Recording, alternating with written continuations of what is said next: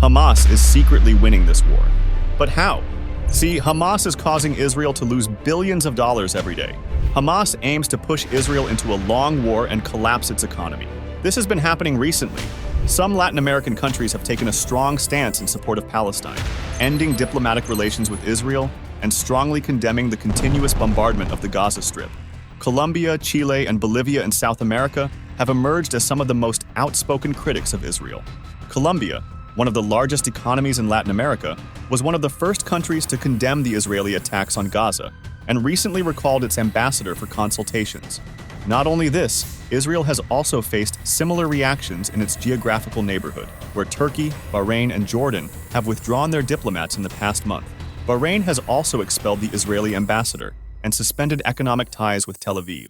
All the countries have cited the humanitarian disaster in Gaza as the main reason. You might be thinking Israel is just defending itself. So why are these countries reacting this way?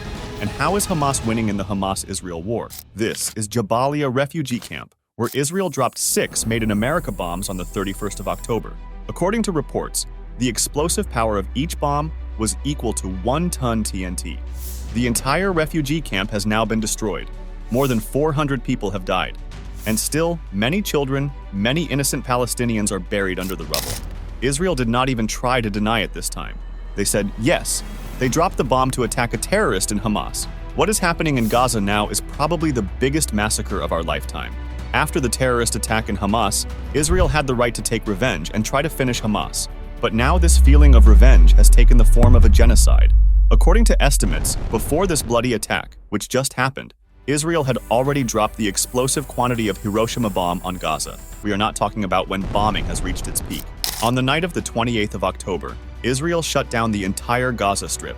Internet, electricity, mobile coverage, and even radio was shut down, so that the killing of Palestinians does not get any media coverage. Israel has also started ground invasion on multiple fronts, without giving clarity. Israeli forces have entered the Gaza Strip, and heavy firing has started. Meanwhile, a vote was held in the UN General Assembly to immediately cease fire. Many Western democracies voted against this ceasefire in the UN. WikiLeaks leaked a document of the Israel Ministry of Intelligence, which recommended that all Palestinians from Gaza should be deported and thrown into the Sinai region of Egypt. And by the way, there is no need for a leak. Israel's long-term colonial plan is quite obvious. If you look at the map of 1947 and 2023, it becomes clear that the process of deportation is going on. The UN General Secretary has also said that the Hamas attack was not an accident. There is history. He said that the Palestinians were suffering for 56 years because of Israeli occupation. The Palestinians saw how their land was being eaten by the settlements. They are being tortured, their economy is being destroyed, their homes are being demolished, and they are being displaced. As per him, Hamas was attacking Israel in response to the decades-long violence. The Israeli government has now said that they will stop giving visas to UN officials. Hamas spokesperson has also said that 85% of their fighters are children whose parents were killed by Israeli airstrikes. The same children have grown up and learned to carry weapons. If this is true, just think how many orphans there are and how many orphans are going to be killed in the coming years. Western powers have designated Hamas as a terror group, but it doesn't even dare to go against Israel. When the US ambassador was making a speech at the UN, Israel was dropping US bombs on Gaza. Protection of civilians and upholding legal and humanitarian obligations resolution was passed with majority. Apart from Western democracies, the rest of the world is with Palestine, not Hamas. But nothing will change with a resolution.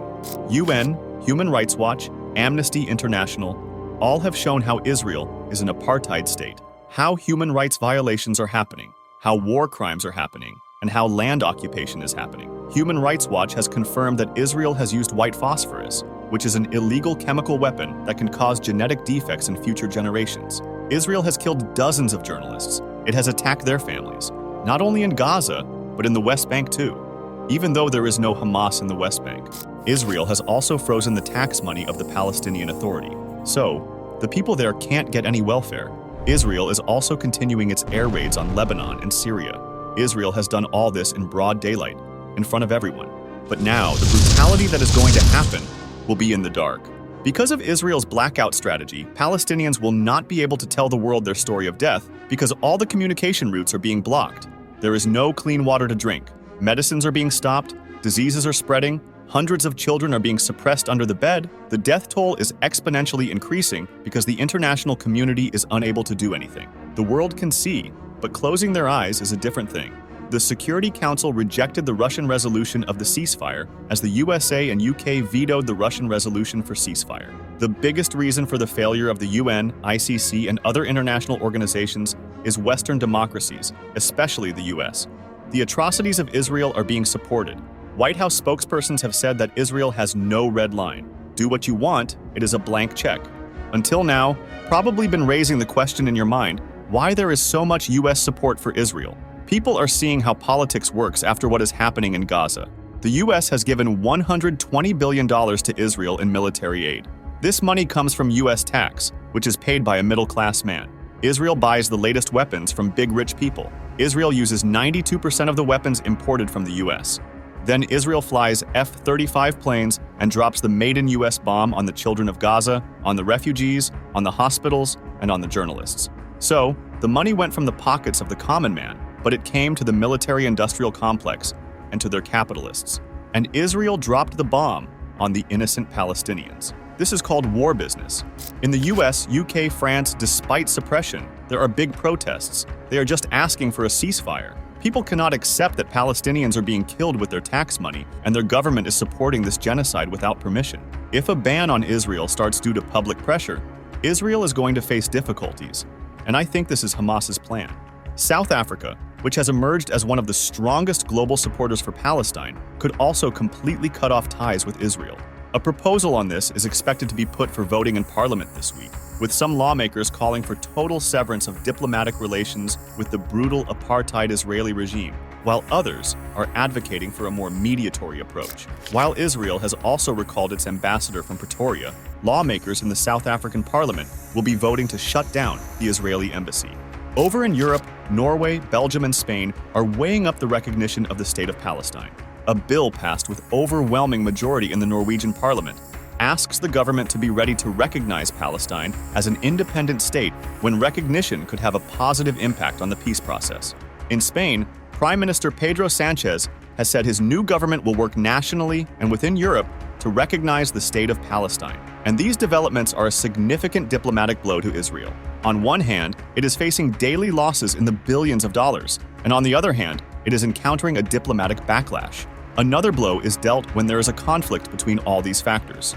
A meeting of 57 Muslim countries is held in Riyadh, Saudi Arabia, where many issues are discussed, but the most important topic is the discussion about the Israel-Hamas war.